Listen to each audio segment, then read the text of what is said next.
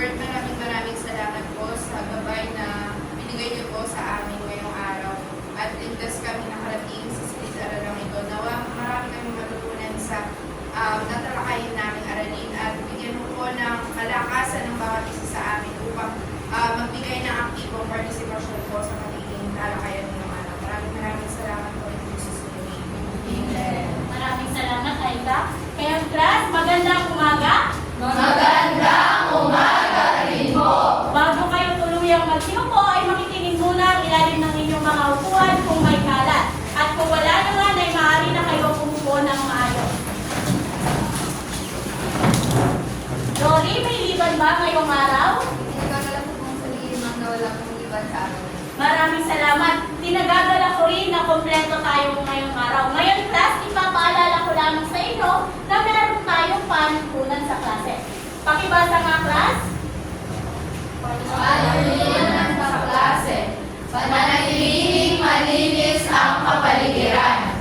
Aktibong makilahok sa talakayan at gawain. Laging sundin ang panuntunan sa klase. Iwasan ang pag-iingay sa klase. Gawin ng tahimik ang mga gawain.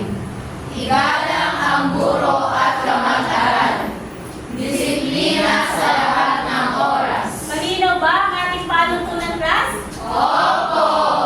Naway sundin nyo ang ating panuntunan. Ang class, noong nakaraang araw ay meron tayong kinalakay ng mga iba't ibang programa o inisyatibo na naglalayong solusyonan ang isyong pangkapaligiran. Ngayon, class, maaari ba kayong magbigay ng programa o inisyatibo na meron sa Pilipinas para sa maayos na kapaligiran?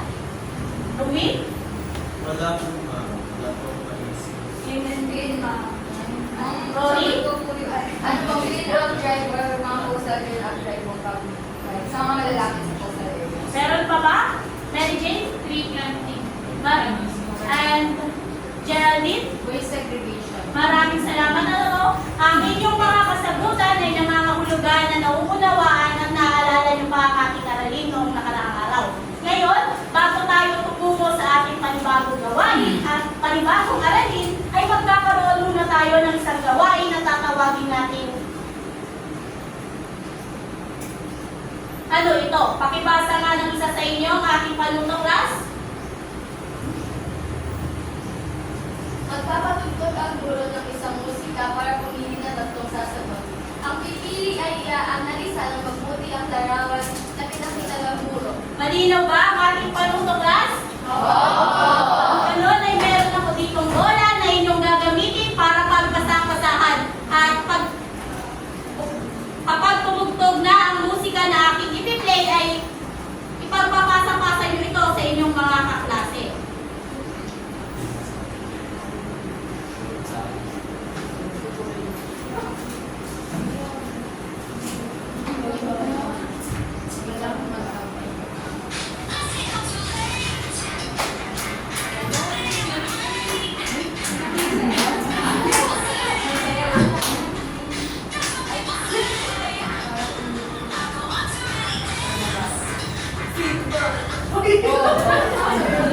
Ngayon, ang pipiliin na natin ang ikalawang maswerte na sasali sa ating maikling gawain.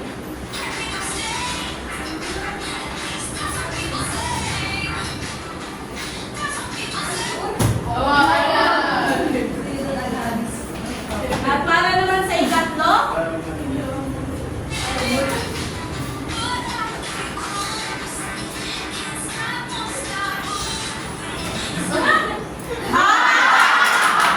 ayun, magkikailangan na po natin.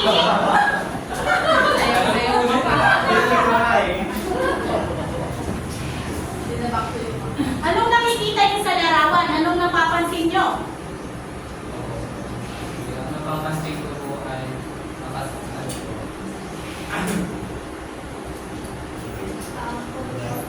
Pollution? Natural disaster? Ngayon, ano naman kaya ang dahilan bakit ito nangyayari? Gawa mo ng tao. Gawa ng tao? Basura. Basura? Maraming mga tao. Maraming salamat. Maaari na kayo magsiupo.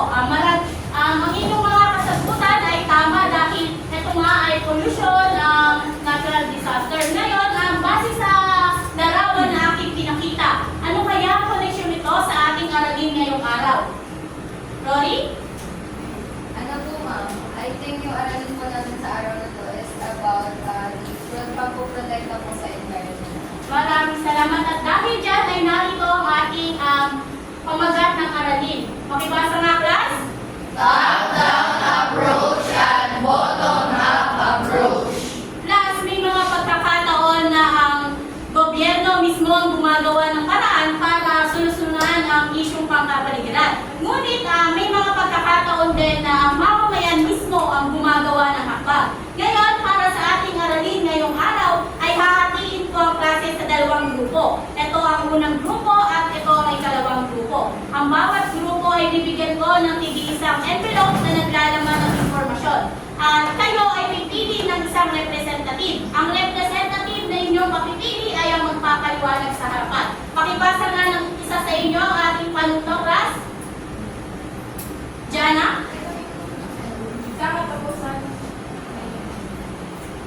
Ngunit bago tayo magsimula ay babasahin muna natin ang ating layunin.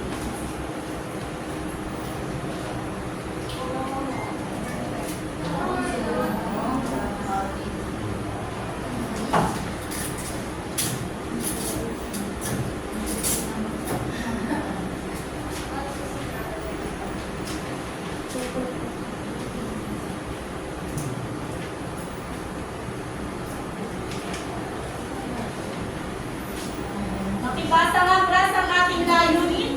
Sa katapusan ng aralin, 100% ng mga mag-aaral na may humigit kumulang may 4% ng kanilas na kaalaman ay inaasahang natatalakay ang mga programa at inisyatibo upang mapangalagaan ang kapaligiran. B. Nakakalagahan ang pagtutulungan ng pamahalaan at mamamayan sa pagresolba ng suliranin ng kapaligiran sa pamamagitan ng pagsuporta sa mga programa at inisyatiba. At C.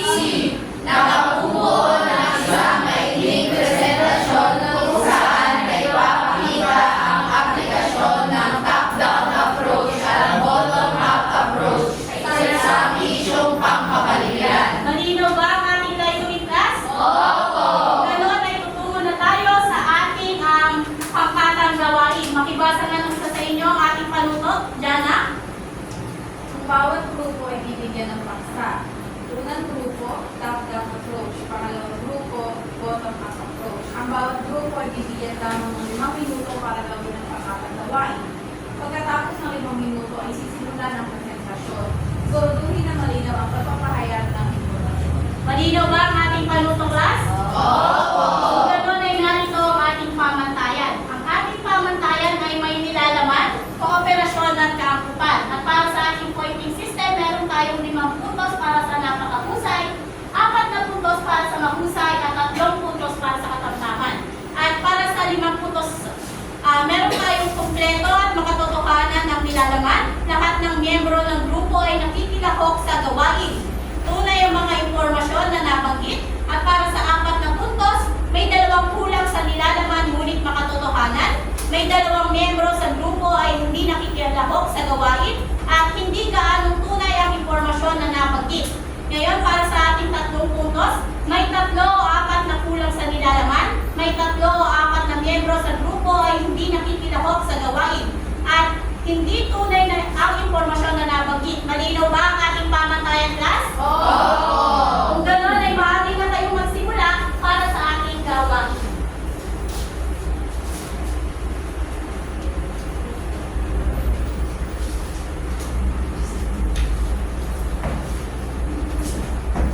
Tandaan na bibigyan ko lamang kayo ng 5 minuto para maghanda.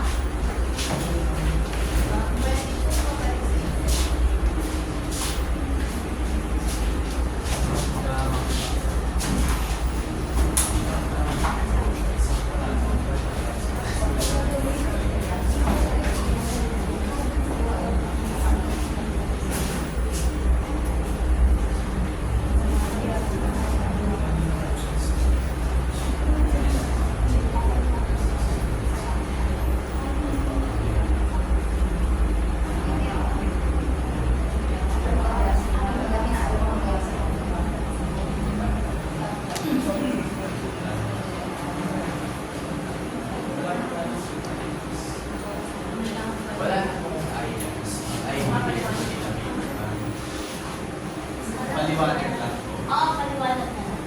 Gusto nyo, magsulat na lang kayo dito sa harapan.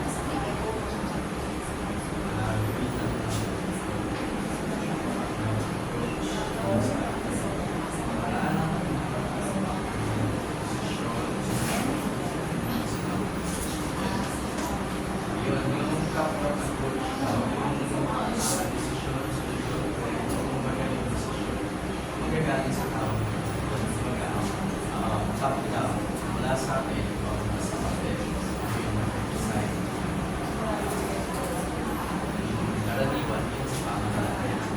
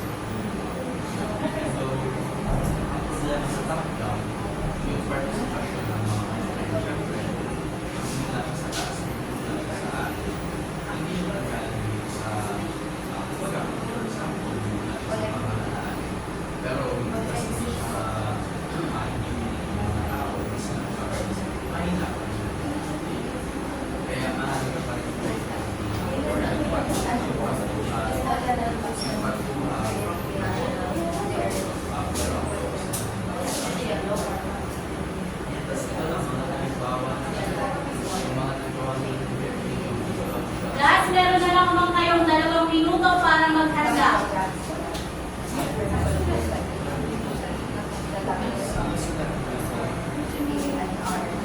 Sino ba ang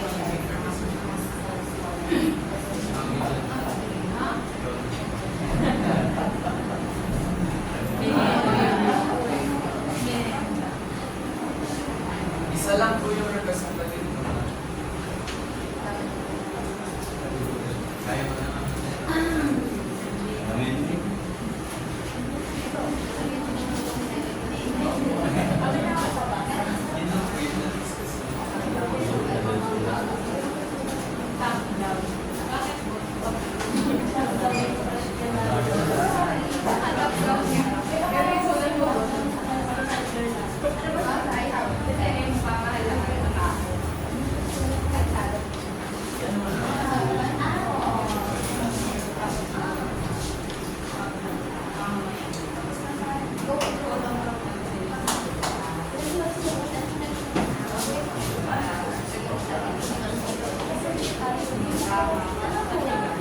Yun ang po yung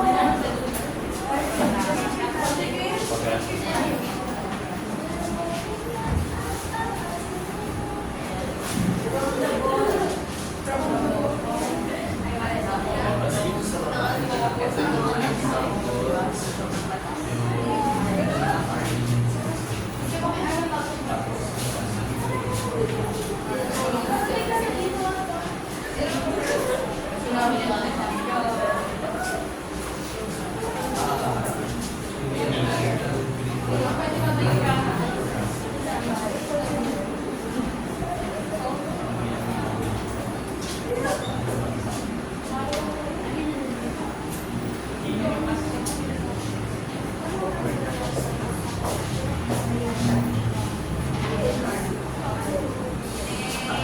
Last, yan na ang ating 5 minuto. Magsiupo na ang bawat isa.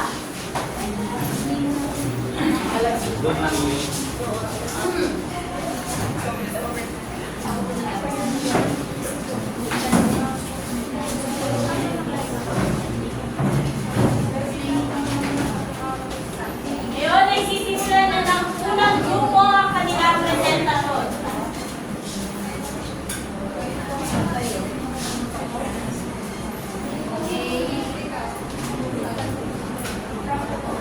Kami yung group 1 at ang napunta sa amin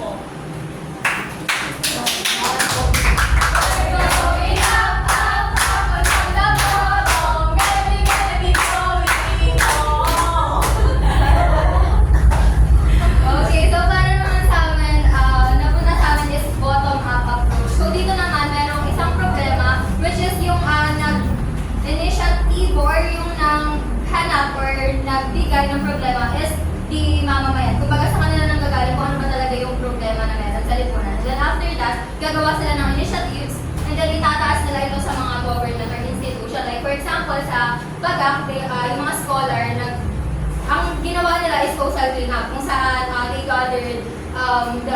they gathered information kung ano ba yung suliran and then nakita nila yung dagat. So, sa dagat, of course, need nila ng mga pondo. So, itataas nila yun sa government, sa DNR, and then hanggang sa collective na yung participation ng bawat institution. So, yun. Para sa nilalaman ng Group 2, bibigyan ko sila ng 5 puntos, kooperasyon 5 puntos at kaangkupan 5 puntos. Ang ngayon class, bigyan naman ng ang husay niyo clap ang Group 2.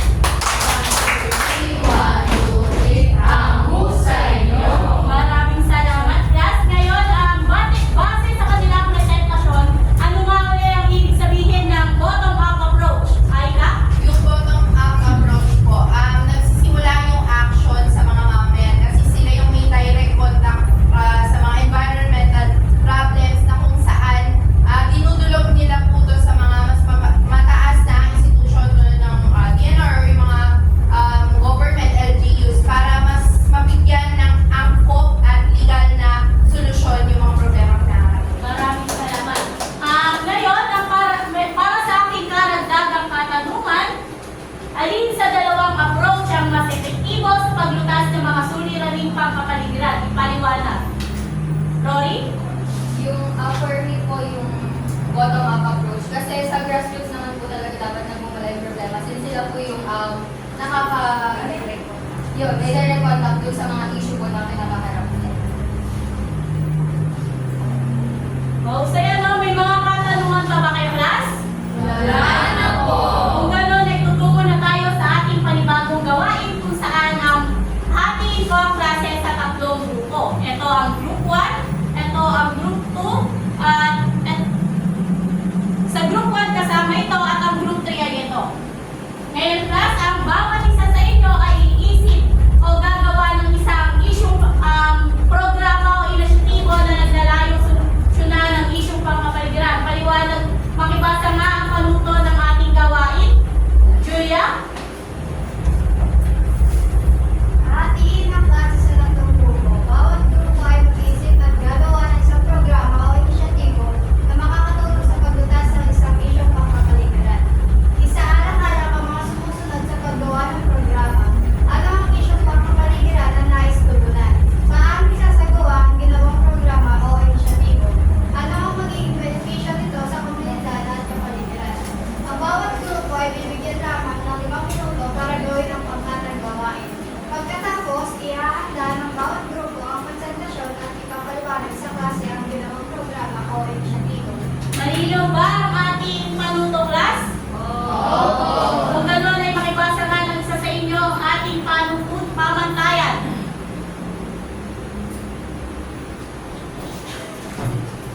Pamantayan, nilalaman, napakahusay, kompleto at makatotohanan ng nilalaman.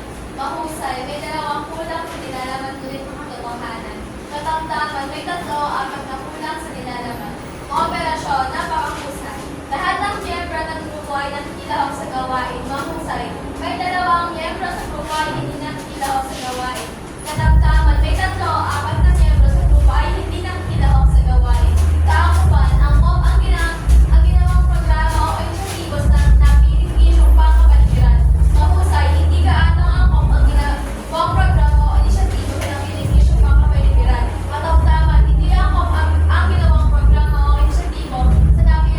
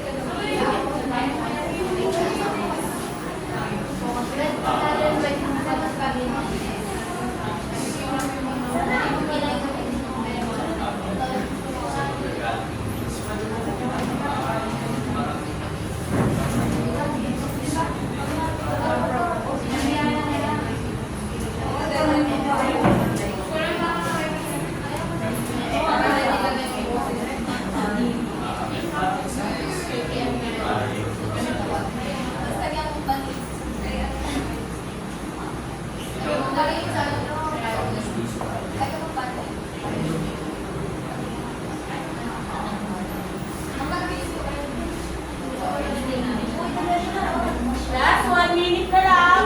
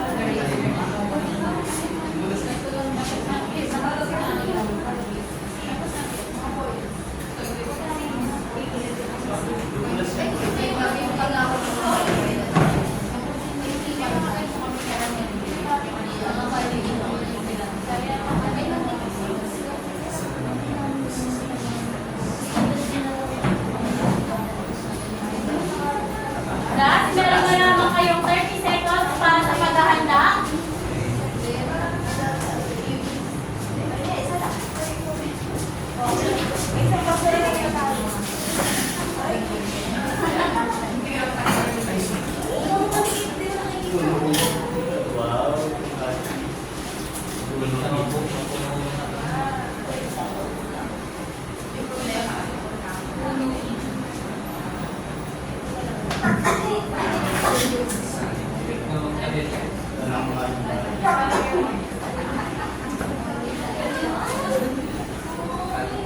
Last, sumupo na ng maayos dahil sisimulan na ng unang grupo ang kanilang presentasyon.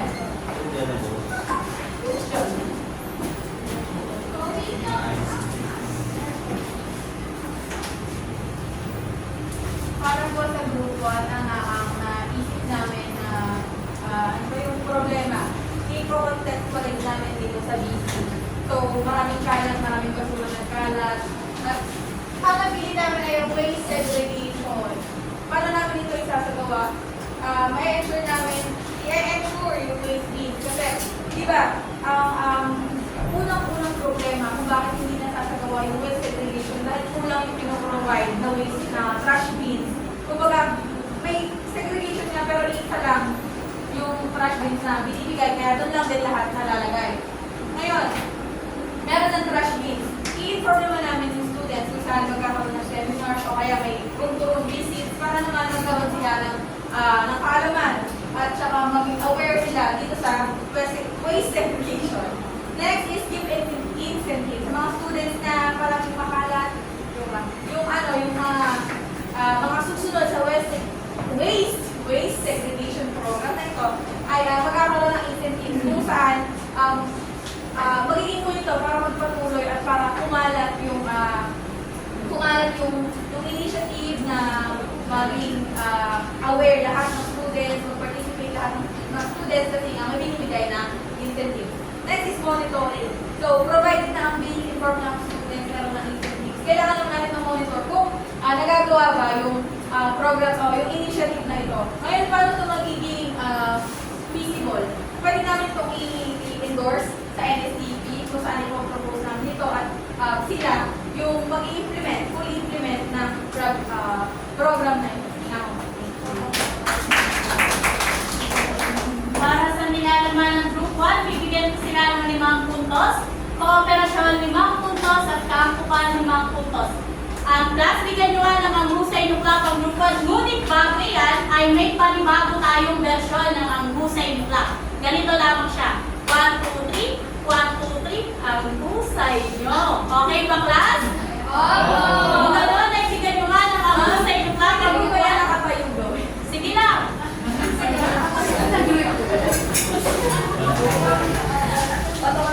Okay. 1, 2, 3. 1, 2, 3. 1, 2, 3. Ang husay nyo. Maraming salamat. Ngayon, nagsusunod na tayo sa presentasyon ng ikalawang grupo.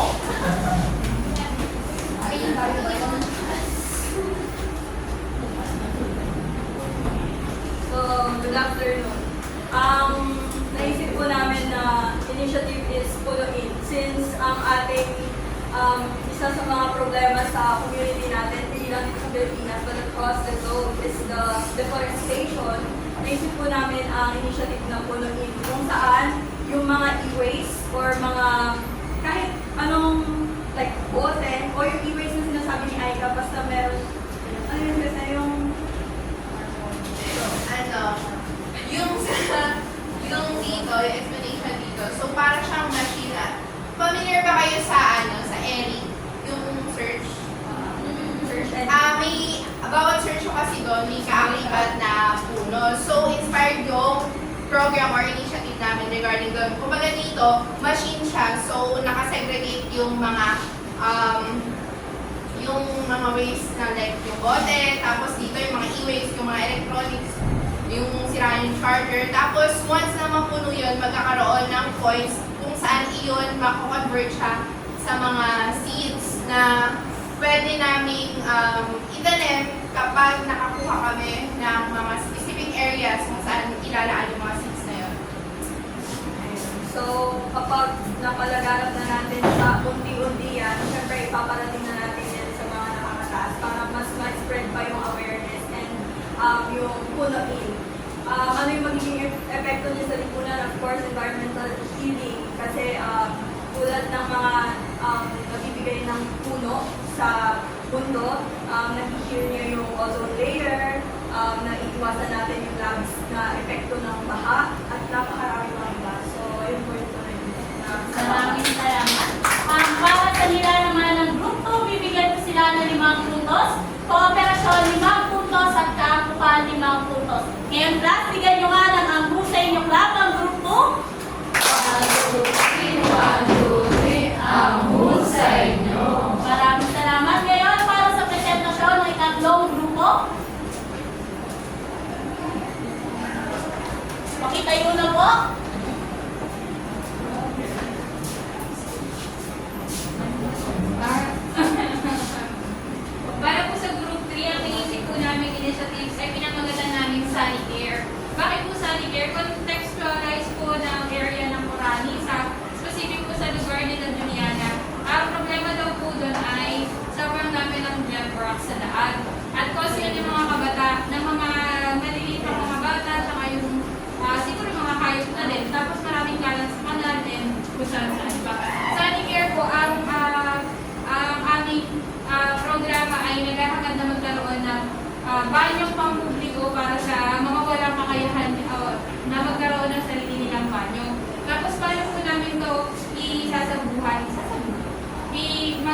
katotohanan.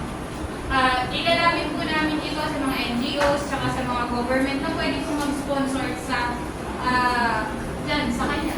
Tapos, ayun po, paano siya makakatulong? So, yun nga po, magkakaroon ng mas malinis na sanitation yung mga bata, matutunan sila kung paano gumamit nito. Tapos, pwede din po ito maging umpisa o stepping stone para sa iba pong mga NGO na gumawa po ng Maraming salamat.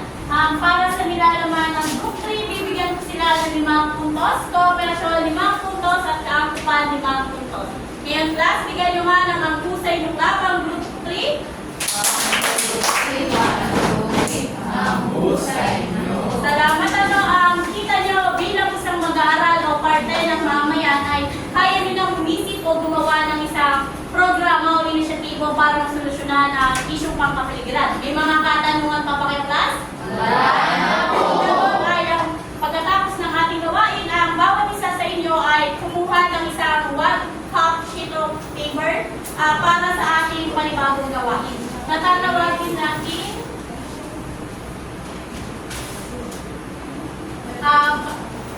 kung saan sasagutan nyo ang katanungan na ito. Paano mo papahalagahan ang mga programa at inisyatibo ng pamahalaan at mamamayan? Pakibasa nga ng isa sa inyo ang ating panunong class.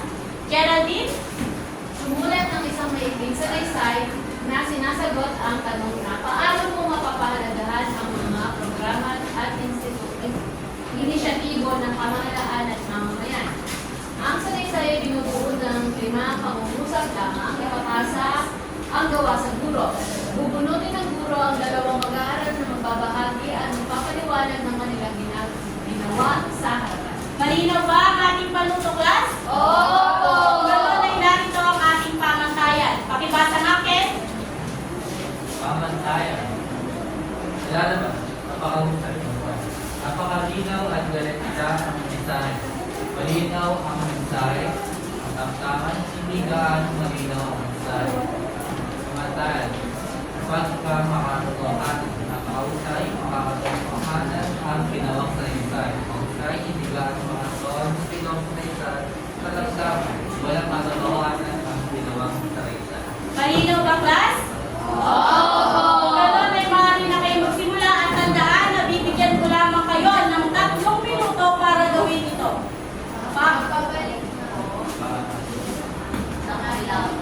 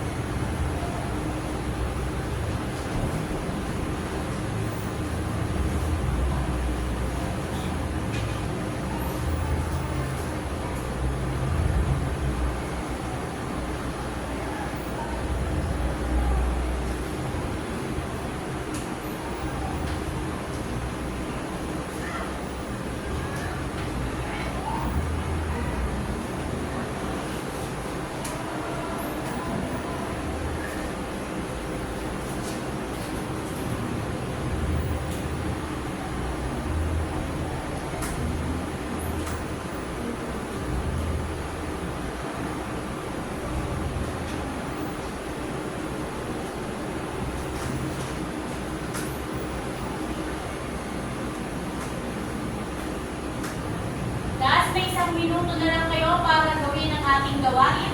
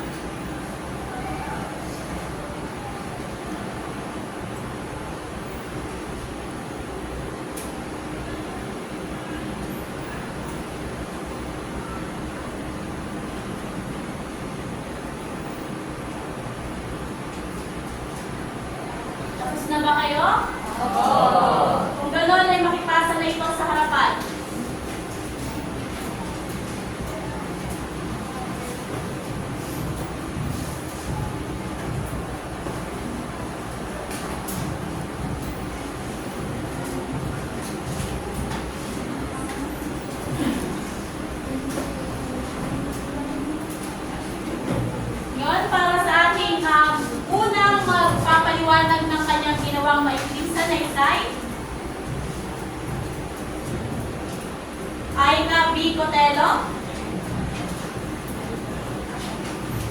Bigay ko na lang yung gist nitong ginawa kong pangusap. So, ang pinaka main word dito sa binigay ko kung paano ko papahalagaan yung mga initiatives galing sa gobyerno, yung patuloy na pananaliksik at patuloy na pagtangkilik at patuloy na pagbabahagi ng mga initiatives. So, pananaliksik regarding dun sa mga programa, kung ano yung limitasyon nito, kung ano nga ba yung mga mamamayan na hindi pa, kumbaga nakakahawakan ng mga programang ito para mas mabigyan ng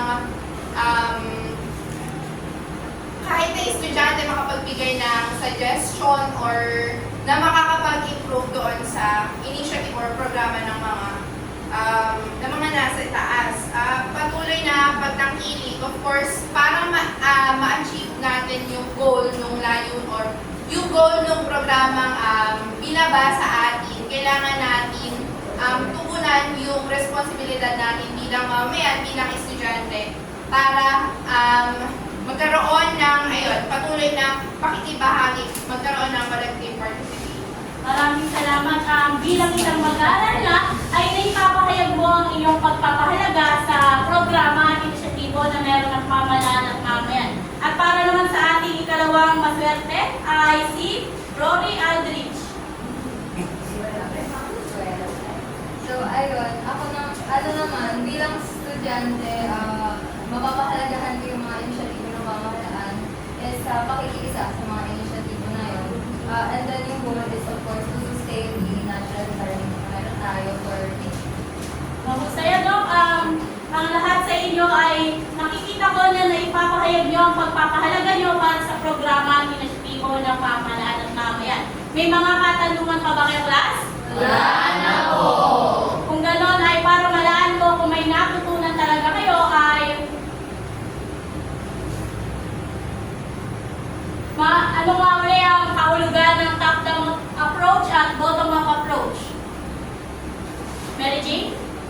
Pag sinabi pong top-down approach, mula po sa pamahalaan, pababa po sa mga mamamayan ang programa at inisyatibo. Pag naman po bottom-up approach, at least po mga mamamayan ang mamumuna sa inisyatibo at ito ay isasangguni sa pamahalaan na sa gayon po ay magkaroon ng mas matibay po na programa. Mahusay, no? Ngayon naman, ano nga ang natutunan nyo sa klase? Maaari bang magbigay ang tatlo sa inyo ng natutunan nyo sa klase?